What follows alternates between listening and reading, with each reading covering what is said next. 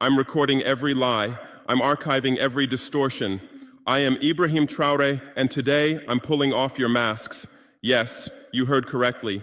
I, whom you call a young military junta leader, whom you brand as a dangerous radical, whom you serve up as an anti-Western dictator, am now telling you the truth. And this time you cannot turn off your microphones. This time you cannot turn away your cameras. This time your editors cannot cut this speech, because the world you monopolize no longer exists, because millions will hear these words now, without passing through your filters, without being subjected to your distortions, without being muddied by your lies.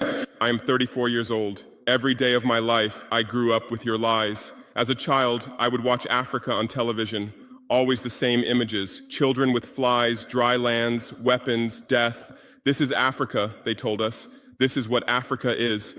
And we believed it. We were ashamed of ourselves. We were ashamed of our own lands, of our own people. But then I grew up. I read, I researched, I questioned, and I understood that the Africa you showed us wasn't real. The story you told us was a lie. The fate you imposed on us was a script you had written. For years, how have you portrayed Africa? How have you shown it? How have you sold it to your viewers? As if we were creatures who had no share of humanity, as if we were savages left outside of civilization, as if we were wretches waiting for you to save us. Every day, every hour, every minute, the same story plays on your screens. Hunger, war, disease, corruption, terror, chaos. These are the words that come to mind when Africa is mentioned. In your Africa dictionary, there are no other words. No hope, no success, no development, no resistance, no honor, no pride, no victory. So I ask you, New York Times, Washington Post, Guardian, Le Monde, have you ever made Africa's successes your headlines? How many times have you written about Rwanda's technology miracle? How many times have you shown Ethiopia's reforestation project? How many times have you praised Botswana's democratic success? How many times have you described Kenya's entrepreneurial ecosystem? No, because these don't fit your scenario. Your Africa cannot be successful. It cannot, because then how will you legitimize your exploitation? If it's not in need of help, how will you intervene? If it's not backward, how will you look down on it? Have you ever asked yourselves, has any editor sitting at their desk, any news director in a meeting, any columnist at their keyboard ever thought, why are the people of the world's richest lands poor? Here are the numbers for you, real numbers. Africa owns 70% of the world's cobalt reserves. Your cell phone, your computer, your electric car won't work without cobalt. This cobalt comes from Congo, but Congolese can't afford cell phones. Africa owns 90% of the world's platinum reserves. Catalytic converters, electronic devices, medical implants, they all need platinum. This platinum comes from South Africa, but South Africans are crushed by unemployment. Africa provides 30% of the world's gold production. Mali, Burkina Faso, Ghana, Tanzania. Gold flows like rivers from our lands, but our people swim in poverty. Africa supplies 65% of the world's diamond production.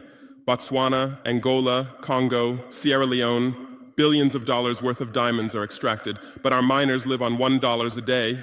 Africa owns 35% of the world's uranium reserves. Niger, Namibia, South Africa. Nuclear plants run on our uranium. Paris lights burn with our uranium, but our villages have no electricity. And you still ask, why is Africa poor? No, the right question is, how was Africa kept poor while being so rich? Here's your answer. Colonialism didn't end. It changed shape. You used to come and occupy our lands. Now you come and establish companies. You used to take by force. Now you make agreements. You used to rule with the whip. Now you rule with credit. Let me give you concrete examples. With numbers, names, dates, but you'll never write about these. Glencore, Swiss-based mining giant, extracting cobalt in Congo. 2022 revenue, $256 billion. A tax paid to Congo, $500 million. That's 0.2%. Is this justice? Rio Tinto, British-Australian mining giant, extracting bauxite in Guinea, 20 million tons annually. What's left for Guinea? Environmental pollution and cancer. Total, now Total Energies, French oil giant, extracting oil in Angola, Nigeria, Congo. 2022, profit, $36 billion investment in Africa, dirty pipelines, Anglo-American, founded in South Africa but now in London. Diamonds, platinum, iron, taking everything. What it left in South Africa? 6 million unemployed miners. And these are just the tip of the iceberg. What about the invisible, the secret deals, the offshore accounts, the transfer pricing tricks? Every year, $88 billion in illegal money flows out of Africa. Who writes about this? Every year, $45 billion in aid comes to Africa. Everyone writes about this, but no one says Africa is not the continent receiving aid, it's the continent giving aid. While you zoom your cameras on swollen bellies, there is a huge system working